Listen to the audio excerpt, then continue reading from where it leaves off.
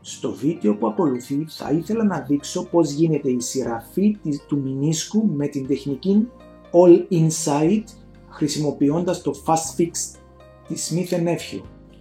Βρισκόμαστε στο έσω διαμέρισμα του γόνατος και βλέπουμε τη ρήξη του έσω μηνίσκου. Η ρήξη είναι τύπου Bucket Handle Tear, δηλαδή ρήξη τύπου δίκην κάδου. Το ραγέν τμήμα του μηνίσκου βρίσκεται στην μεσοκονδύλια εκντομή και εδώ προσπαθούμε να ανατάξουμε το παρεκτοπισμένο κομμάτι του μηνίσκου. Εδώ το έχουμε ανατάξει και εδώ βλέπουμε και πάλι τη ρήξη μας. Εδώ κάνουμε νεαροποίηση της ρήξης του μηνίσκου και εδώ βλέπουμε το Fast Fix με την ακίδα του, την οποία έχουμε καρφώσει στο οπίστιο κέρας του μηνίσκου. Το πόσο θα καρφώσουμε τον μηνίσκο εξαρτάται από τη μέτρηση που έχουμε κάνει προηγουμένως και τον καθορισμό το δικό μας. Εδώ προσπαθούμε σιγά σιγά να τραβήξουμε πίσω το Fast Fix έτσι ώστε να μείνει η πρώτη ακίδα καρφωμένη πίσω από το μηνίσκο. Ακολούθως, αφού έχουμε οπλίσει και πάλι το Fast Fix, ξανακαρφώνουμε το μηνίσκο και το τραβούμε πίσω και βλέπουμε αυτή τη στιγμή τη ραφή την οποία θα σφίξουμε με αυτό το knot pusher.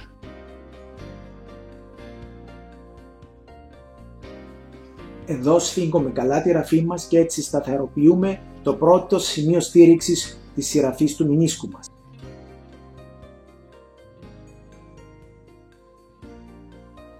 Ακολούθως κόβουμε τη ραφή και εδώ ετοιμαζόμαστε να τοποθετήσουμε την δεύτερη ραφή μας. Βλέπουμε και πάλι το Fast Fix οπλισμένο και έχουμε τώρα καρφώσει και πάλι το μηνίσκο. Και εδώ προσπαθούμε να τραβήξουμε πίσω το εργαλείο, το τραβήξαμε έτσι ώστε να ελευθερωθεί η ακίδα πίσω από το μηνίσκο. Και εδώ βλέπουμε την ακίδα την δεύτερη, την οποία θα οπλίσουμε το εργαλείο μας και θα ξανακαρφώσουμε. Και με τον ίδιο τρόπο θα ελευθερώσουμε την δεύτερη ακίδα στο πίσω μέρος του μηνίσκου.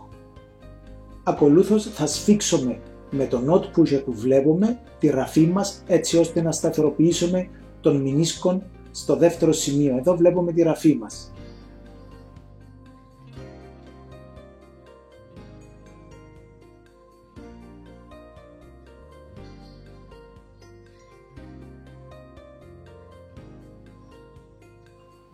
Και ακολούθως κόβουμε τη ραφή. Εδώ ελέγχουμε την ρήξη μας και βλέπουμε ότι χρειάζεται ακόμη μία ραφή η οποία θα μπει τώρα από την έξω πύλη εισόδου ακριβώς με τον ίδιο τρόπο.